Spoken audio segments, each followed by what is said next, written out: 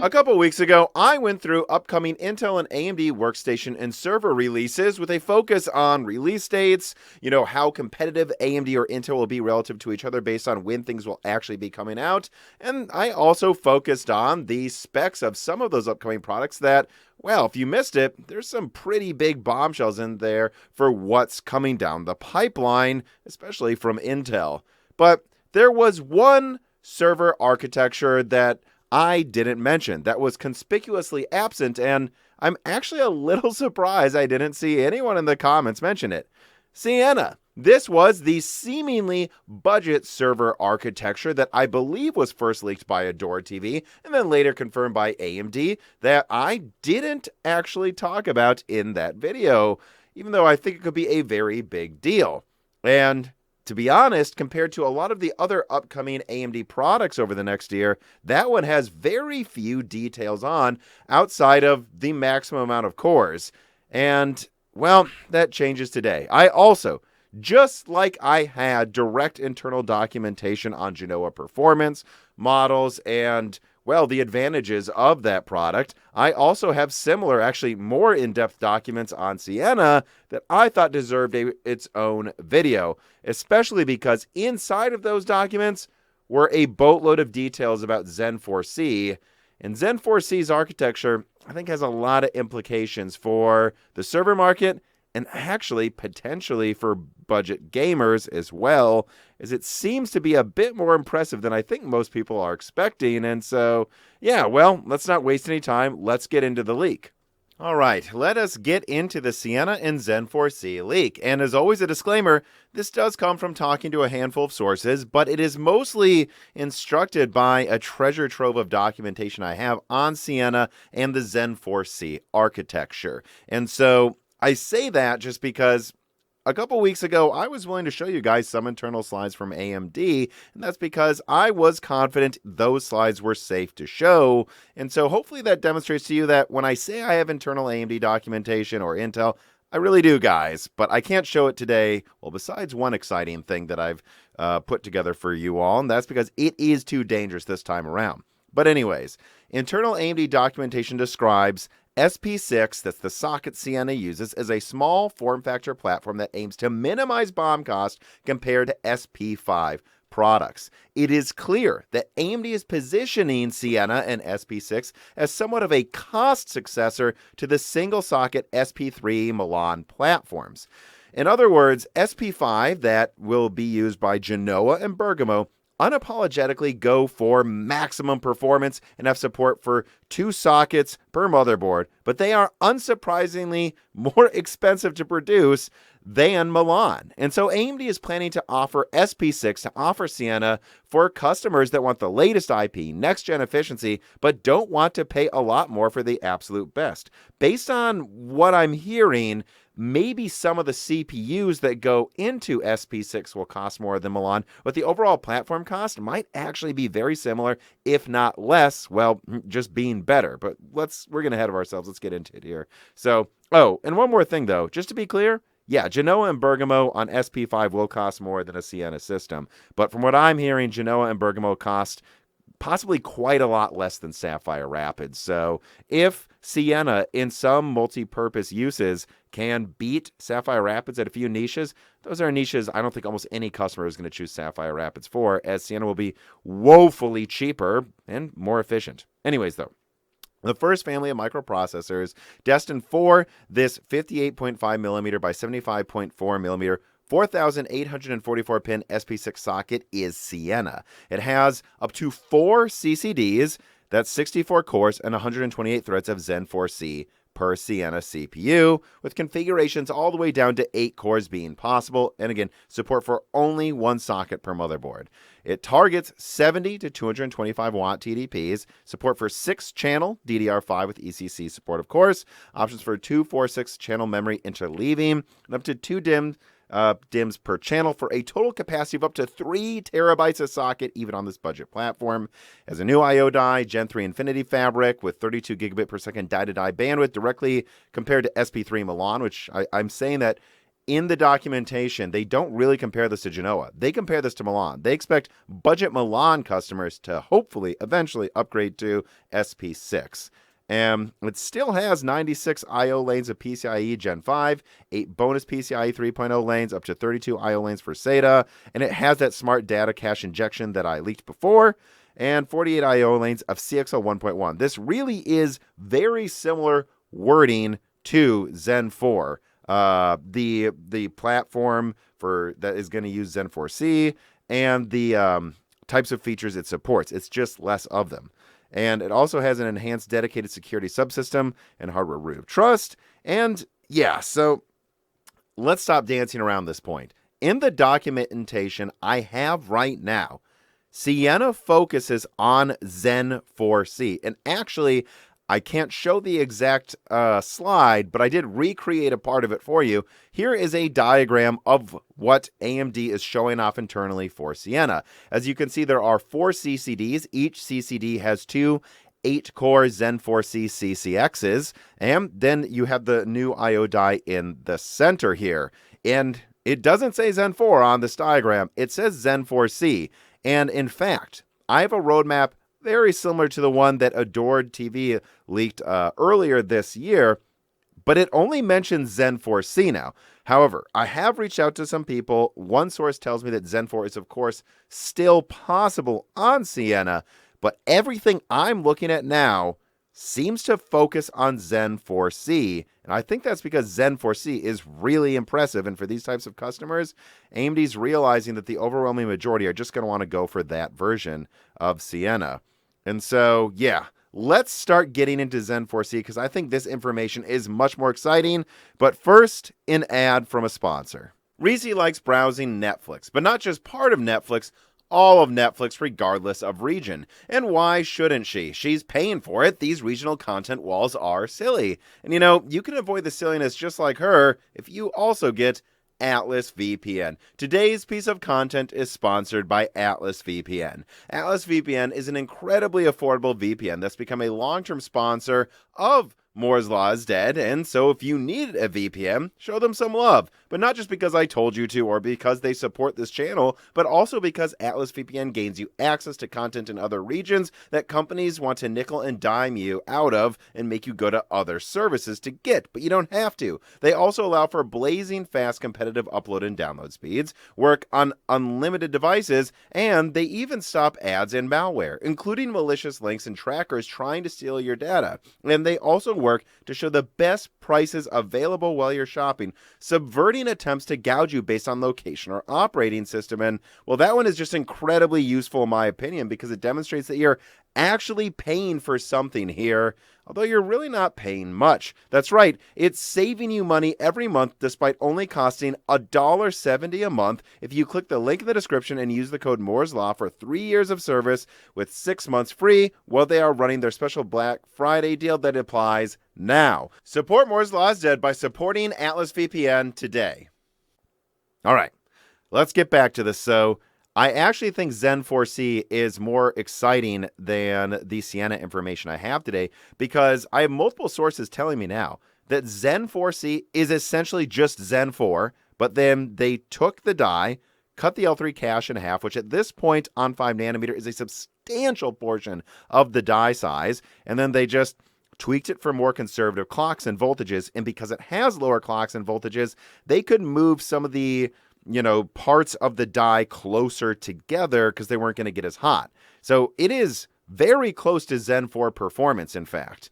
Max boost clocks, though, target below 3.5 gigahertz, with most sources suggesting to me that it will land between 3 and 3.3 gigahertz for single-core boost, with all-core boost expected to be decently lower than Genoa, around 2 gigahertz or lower, depending on the SKU, and that you get 2 times 8-core CCXs for a 16-core CCD, as I showed in that diagram. You have 1 megabyte of L2 cache per core, which is the same as Zen 4. Again, I'm told this is just Zen 4 cores made denser, and 16 megabytes of L3 cache per CCX, and then so there's 2 CCXs per CCD, so still 32 megabytes of L3 cache, but that's half the L3 per core for Zen 4. But we've seen APUs in the past have half the L3 cache per core compared to the desktop brethren and not lose that much performance. So yeah, it still supports a lot of the same stuff that Zen 4 does, including the same AVX 512 implementation, which I know a lot of people weren't sure it would have.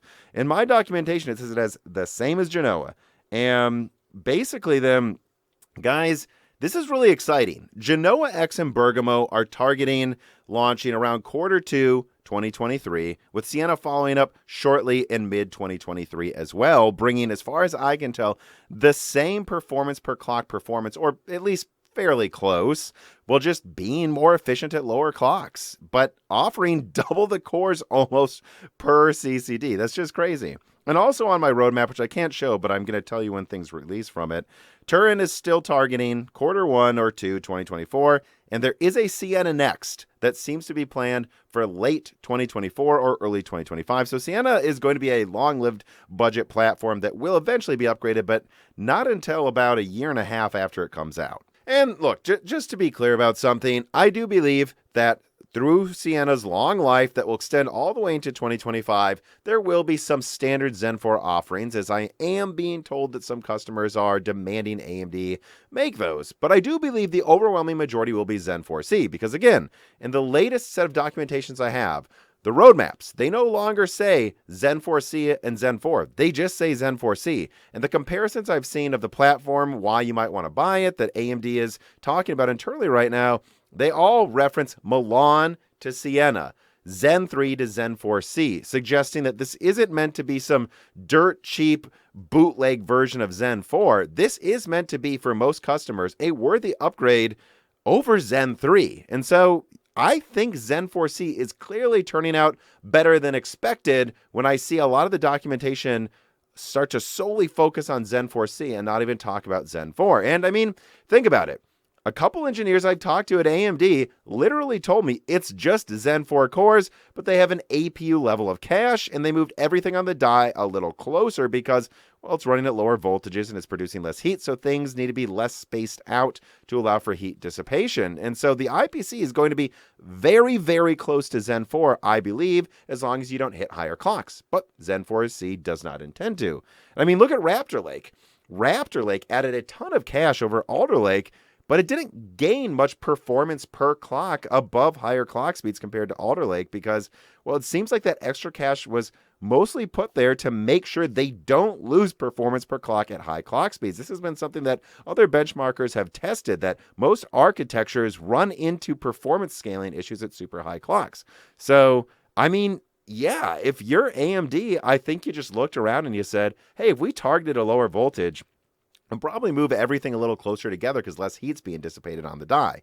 And they said, well, if we're not going to clock it faster because it's at a lower voltage, we probably don't need nearly as much cache. And then, boom. Oh, wait, this thing's almost half as big. We can now double the core counts and about the same space footprint and offer something that's, well, tremendously competitive and embedded, and probably in a lot of other circumstances as well. The funny thing is I think the main use for standard Zen 4 on the SP6 socket is going to be for an HEDT variant of Threadripper because, well, I mean, let's be honest, guys. 96 cores. How many pins are on Genoa? Isn't it like over 6,000? That is not a budget platform. That's only going to be sold to workstation people who can spend like $10,000 on a workstation. But this platform here sounds like it may overall cost less to produce for a total system than previous gen Threadrippers. So this is their offering. This is their return to form for HEDT, hopefully before the end of next year. Hopefully they will just have Threadripper Pro be 96 core Genoa, and then they will just have the Zen 4 variant of Siena be mostly for a true HEDT variant of Threadripper that more people can afford. But this brings me to another thing I want to talk about today. Siena offers either 64 Zen 4C cores or 32 Zen 4 cores. Why doesn't Bergamo offer 192 Zen 4C cores, right? You would think that if the chiplets were double the cores in the same amount of space, they would be able to pull that off.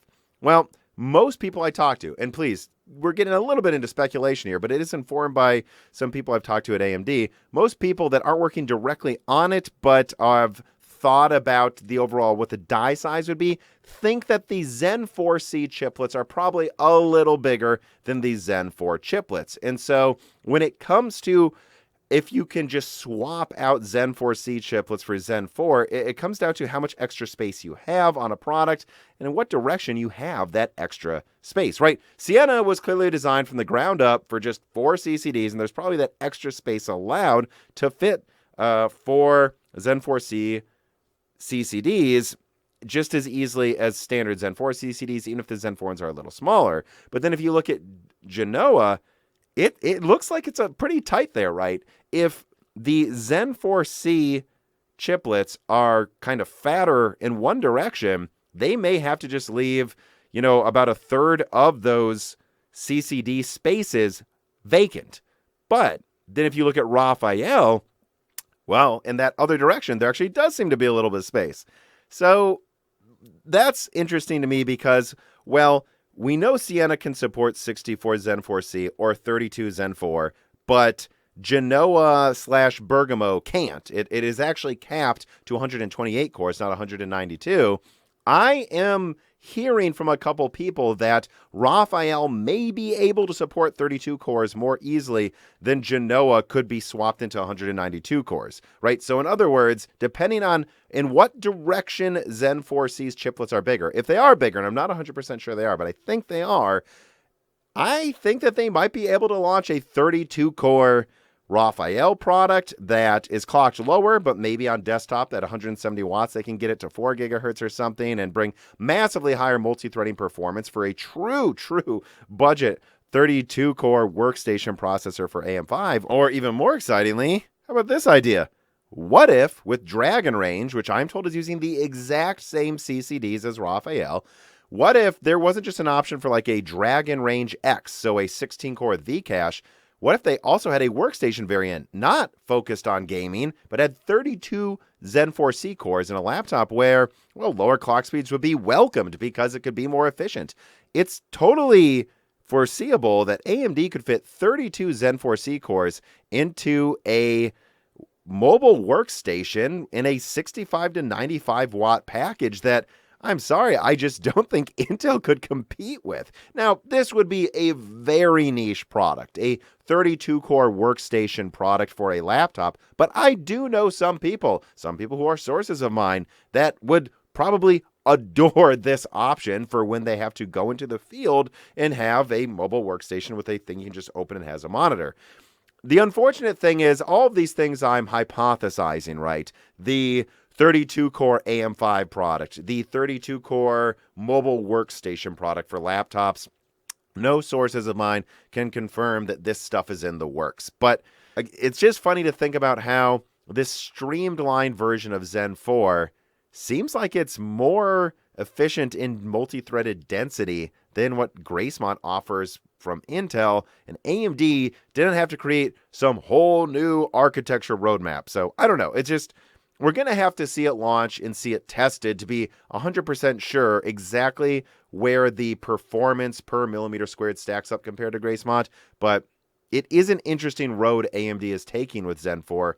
It's one that costs them a lot less money in design costs, just tweaking the Zen 4 architectures they're putting into Phoenix and Raphael into something that does the bare minimum to save on space, but that bare minimum gets you almost double the cores in the same die size with, well, the same performance per clock. But all of these upcoming products, all of this upcoming analysis, once it is out, we're going to have to wait for that, and probably not wait that long, though, as AMD does have a server update presentation coming on November 10th, so I'll be covering that in addition to their RDNA 3 presentation in a week, but you're just going to have to wait for that coverage in an upcoming video. I hope you enjoyed this video. If you did, make sure you hit the like button, make sure you're subscribed to the Moore's Law Said YouTube channel, and ring the bell button, and if you have the extra money, consider supporting us on Patreon. We're having Dave Eggleston on. This is an industry veteran where we will be talking about the death of Optane. He used to work in memory at Global Foundries, and I can't think of anyone